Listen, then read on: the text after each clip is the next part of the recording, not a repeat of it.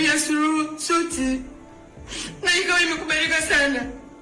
Yote ni kuonekana ni jinsi gani anakupenda na kukupa respect kama mheshimiwa rais wetu mama. Namtegemea mwanangu mama. Namtegemea wadogo zake wanasoma. Mimi sina kazi, sina kupoa hela popote. Mimi ni mgonjwa na umwa mama. Tegemezi langu ni mwanangu. Ndugu zangu wa Tanzania naomba mniombe msamaha wa binti yangu. Niombe msamaha kwa mheshimiwa rais ndugu zangu. Amekosea natambua makosa yake naomba mnisamehe. Uyu mugore rero atangiye asaba imbabazi Perezida Samia Suluhu Hassan wafashe uyu mukobwa we mubona hano kuri screen yanyu.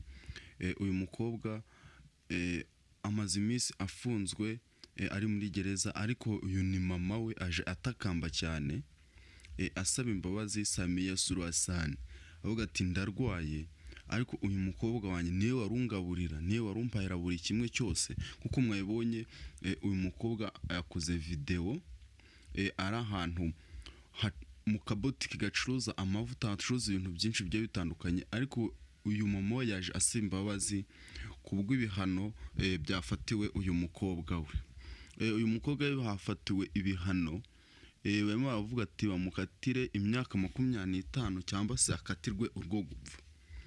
Umukobwa rero yazize iki? Uyu mukobwa ikintu yazize hari aka video yashize kuri TikTok arimo abyina. Muri aka video ni abajenizi bakoze indirimbo harimo ijambo Magufuli yigeze kuvuga. Uyu Magufuli yigeze guhamagara ngo Samia, ahamagara Samuya. Niryo jambo yigeze guhamagara bigenda ako kantu kagenda gakura cyane.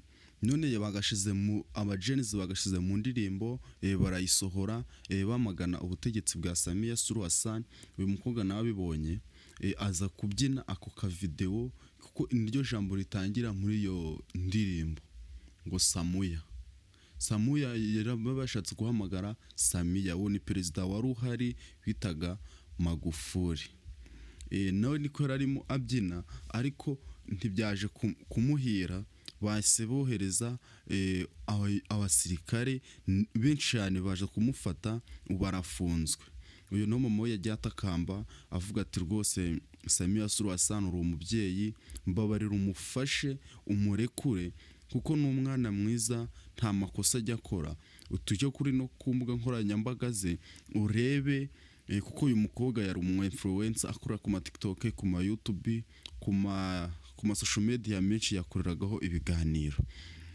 Yarimo amubwira ati ugenderebe no kumbuga nkoranyambaga ze, yabaga akwamamaza urimo kwiyamamaza mu byitora. Yagenda agashira utu video kuri YouTube ndetse ku ma TikTok arimo akwamamaza muri campaign warimo wiyamamaza. Ati rero nagakungu k'abana yagiyemo atangira kubyina izo ndirimbo harimo n'izina ryawe uko bagusebyaga mu magambo. Uyu mama muragumye gutabaza asaba imbabazi, utakamba avuga ngo amakosa ndayemera, ariko mu mbabare mumufashe, nge ndarwaye ariko uyu mwana mumbarere mumurekure, mumanagure ibyo byaha aze amfashe nk'ibisanzwe. Murumva hano guverinoma ya Tanzania yatangiye gusha ubwoba, irimo ibona umuntu abyina akavido gatoya cyane bagahita bohereza inzego ngo baze bamufate baje kumufunga. Ibyo bintu ntago byumvikana. Kubyina video imwe gusa ngo nuko harimo izina rya Samia Suluhu Hassan bavuga ngo ni Samuya, ibyo bintu ngo bitume bawukatira imyaka 25 cyangwa se ngo ukatira urwo gupfa. Uyu mukobwa ararengana, arasaba imbabazi niba yarasitse mu gihe kidakwiye, ariko ntago ari byo byatuma akatirwa imyaka 25. Ndabyumva ni mu gihe kidakwiye yasetse arimo abyina ku mubyimba wa Samia Suluhu Hassan. Kubwayo magambo bari bavuze ndetse n'abajenizi babyungamo bakora ikintu bita video cyangwa se bakora indirimbo irimo iryo jambo. Perezida wigeze kumuhamagara amusebya, babigira ibintu by'ibibrag bibaho biratrendinga cyane mu gihugu ca Tanzania. nayo yabyumvisemo barimo bamusebya, uwo mukobwa ahita amufata aja kumufunga. Uyu mukobwa rero akorera ku mbuga nkoranyambaga, akora udu challenge kwa kundi hasohoka ka video akumva iyo njana irimo agahita ayibyina agakubita kuri TikTok. So yari umu-influencer ukomeye cyane hano mu gihugu ca Tanzania, ariko ubu arabarizwa muri gereza hagati yo gufungwa imyaka 25 ndetse no gukatirwa ubwo gupfa.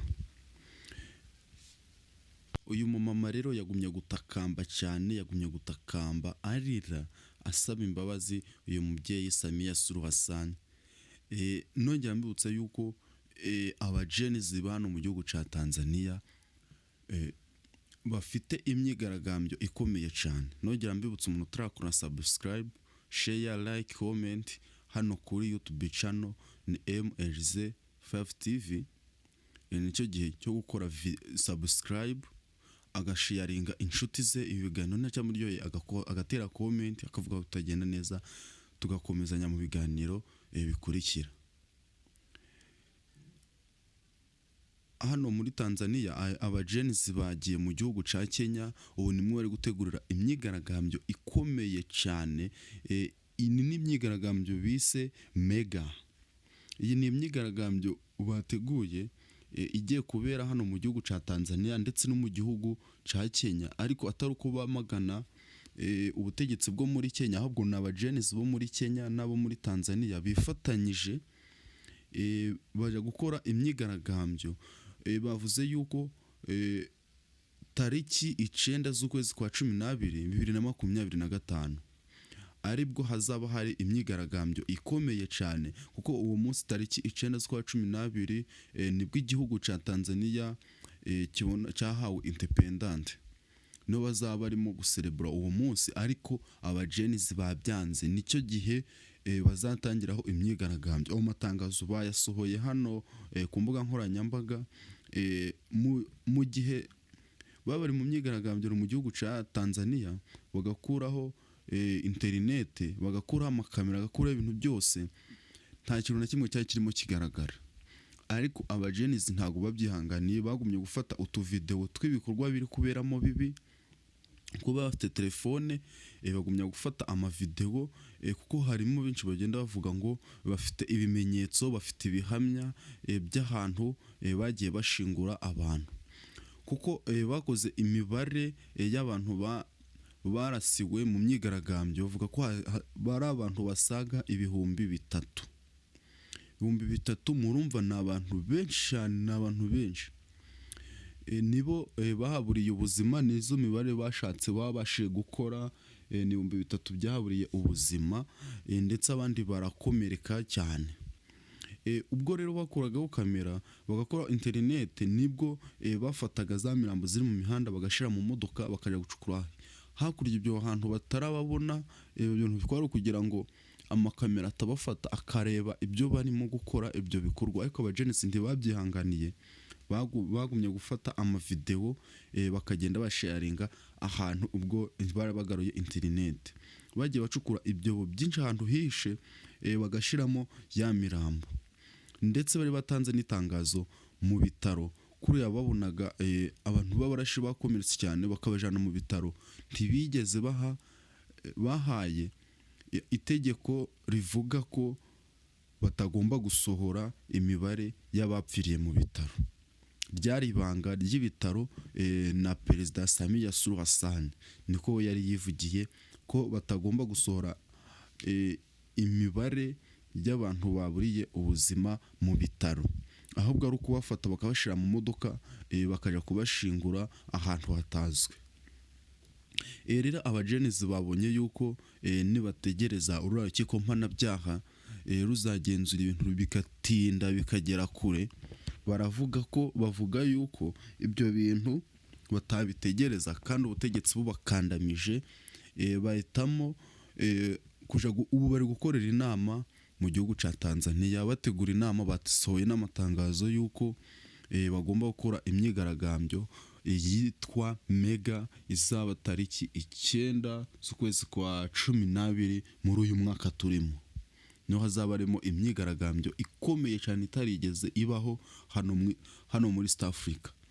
Kandi murabizi ko Loni yabaga ivuga yuko itanga urugero ku gihugu cya Tanzania, ivuga ko ibindi bihugu bitaba nka Tanzania kubera ko cyari kimaze igihe kinini gifite amahoro n'umutuzo n'umutekano byose birangwa muri Tanzania. Ariko ubu ntago ariko bikimeze, harimo imyigaragambyo iteye ubwoba bitigeze ibaho.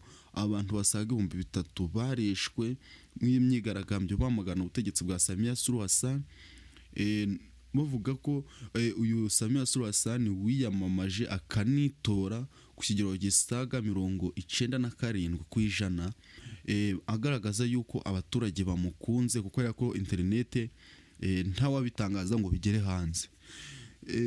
Ibi yagaragaje ko akunzwe mu gihugu cya Tanzania, nawe urebye bakavuga ngo yatowe ku kigero kingana na 97%.